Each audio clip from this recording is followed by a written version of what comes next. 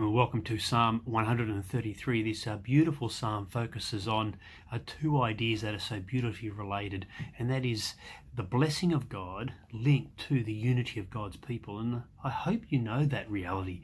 You may have been in churches where the disunity has caused such division that bitterness and hurt so hurt people who are in the church that others, when they came in, look at that environment and go, I do not want to be a part of that, and how terrible that is for God's people to be represented in our world in that way. But the opposite is so beautifully true, and that is there is something intrinsically beautiful about people who really would not have a natural love of one another through personality type, be bonded so closely together by the unity of God, forging an alliance between them, that other people look at that unity and say, that is something that is so beautiful and almost so unnatural, even to the untrained eye, that you want to be part of it.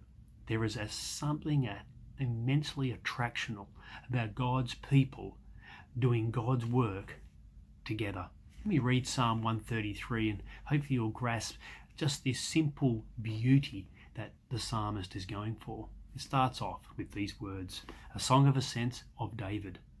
How good and pleasant it is when God's people live together in unity. It's that simple reality, isn't it? It is good. Pleasant is this idea of a fragrant offering, that when you smell the reality of a sincere love for one another, working together in a common good that is God's good, there is something attractional about that. And so we must do things in order to foster that. If there are hurts, we must come and ask for help and forgiveness. We must work together according to God's great desires for humanity. The psalm continues.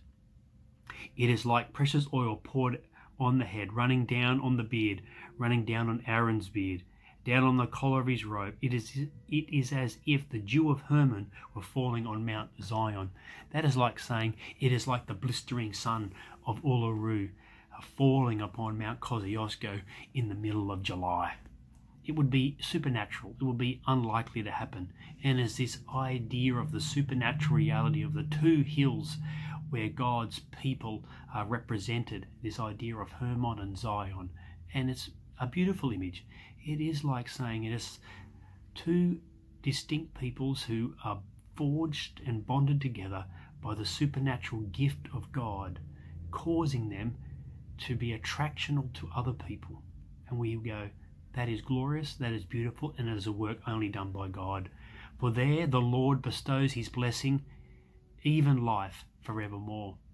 So the upshot will be that we are going to live into eternity with those who are our brothers and sisters in the Lord. And so this side of heaven, we should do everything we can to forge bonds of peace, bonds of unity, so that the church is represented in this world the way that it's going to be represented in heaven, united together with Jesus Christ as the head and with one another as his fellow servants, who see in each other an equality of personhood, an equality of faith, and an equality of implementing the mission of God.